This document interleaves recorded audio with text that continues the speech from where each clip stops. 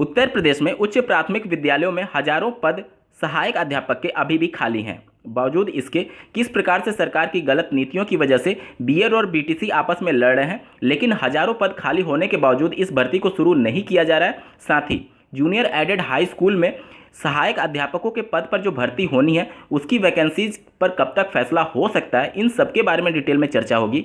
नमस्कार दोस्तों, मेरा नाम है नीरज और आप देख रहे हैं करियर बिट यूट्यूब चैनल। अगर आप इस चैनल पहली बार विजिट कर रहे हैं तो इसको सब्सक्राइब करते हुए बेल आइकन को प्रेस करना ना भूलें।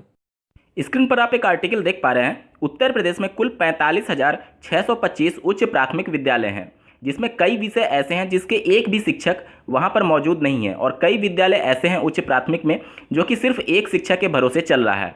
यहाँ पर मैं बता दूं कि अभी कुछ समय पहले उत्तर प्रदेश में एक ही परिसर में जो प्राथमिक और उच्च प्राथमिक विद्यालय चल रहे थे उनका सम्मिलन कर दिया गया था, यानी कि उनको मर्ज कर दिया गया था, जिसके बाद से कुछ स्थिति सुधरी थी क्योंकि जो प्राथमिक में एक्सेस टीचर्स थे उनको ऑक्युपाई कर लिया गया उच्च प्राथमिक विद्यालय में पढ़ाने के लिए। लेकिन अभी भी हजारों की संख्या में यहाँ पर पद खाली हैं। यहाँ पर आप देख सकते हैं प्रदेश सरकार की ओर से शिक्षा मंत्रालय को प्रोजेक्ट अप्रूवल बोर्ड यानी पीएबी की बैठक के लिए शैक्षिक सत्र 2019-20 की भेजी गई रिपोर्ट में कहा गया है कि 45,625 उच्च प्राथमिक विद्यालयों में से 80% ऐसे हैं जहां तीनों विषय यानी कि गणित, भाषा और सामाजिक विज्ञान के शिक्षक नहीं हैं।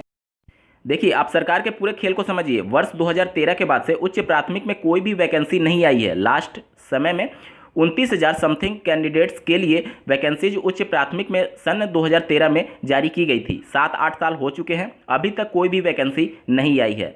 यहाँ पर निश्चित तौर पर आप लोग को इसको विरोध करना चाहिए क्योंकि सरकारें आपसे हैं, आप सरकार से नहीं हैं। यहाँ पर बीएड कैंडिडेट लाखों की संख्या में उत्तर प्रदेश में बेरोजगार बैठे हुए हैं, लेकिन सरकार की इन गलत नीतियों का कभी विरोध नहीं करते हैं। और जो थोड़े बहुत एक्टिव हैं उनको शांत कराने के लिए सरकार ने बीएड को प्राथमिक में शामिल कर दिया। अब आप सोचिए आपके साथ कैसा गेम हो रहा है। आप हकदार थे 50,000 सैलरी वाले उच्च प्राथमिक शिक्षक भर्ती के लिए, लेकिन सरकार ने आपका डिमोशन करते हुए 40,000 रुपये सैलरी वाले प्राथमिक शिक्षक भर्ती के लिए आपको पात्र कर दिया है और सभी बीएड कैंडिडेट उसी में खुश हैं।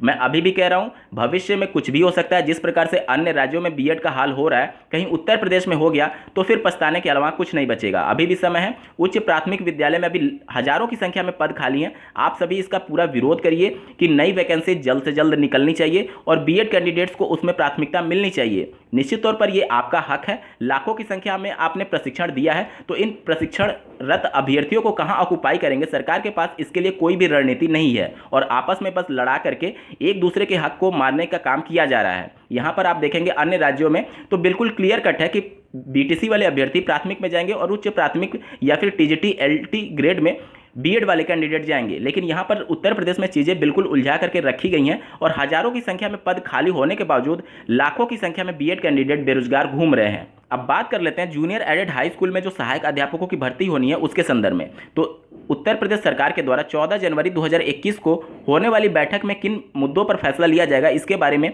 आप स्क्रीन पर ऑफिशियल नोटिफिकेशन देख पा रहे हैं। यहाँ पर पॉइंट नंबर 9 में आप देखेंगे उत्तर प्रदेश के सहायता प्राप्त जूनियर हाई स्कूलों में शिक्षकों के पद पर भर्ती किए जाने के संबंध में। तो 14 जनवरी 2021 की मीटिंग में जूनियर एडेड हाई स्कूल के शिक्षकों की भर्ती पर फैसला हो सकता है।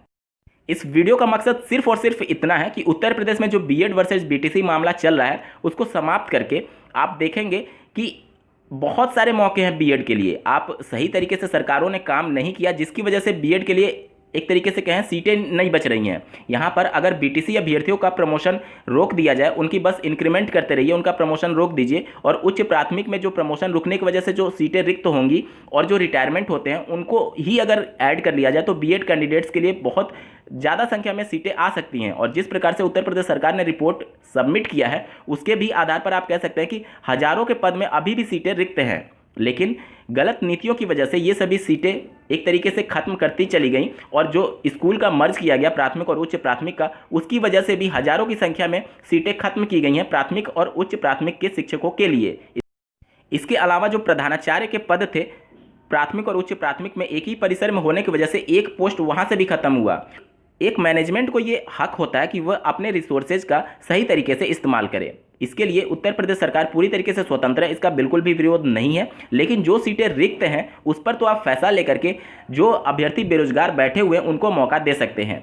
क्यों इंतजार किया जा रहा है चुनावी समय का, 2022 विधानसभा चुनाव का? दोस्तों आप लोग का क्या कुछ कहना है कमेंट्स के माध्यम से बता सकते हैं, और ऐसे ही महत्वपूर्ण अपडेट्स के लिए इस चैनल को सब्सक्राइब करना ना भूलें। इस वीडियो को देखने के लिए आपका बहुत बहुत धन्यवाद। भगवान करे आपका दिन शुभ हो।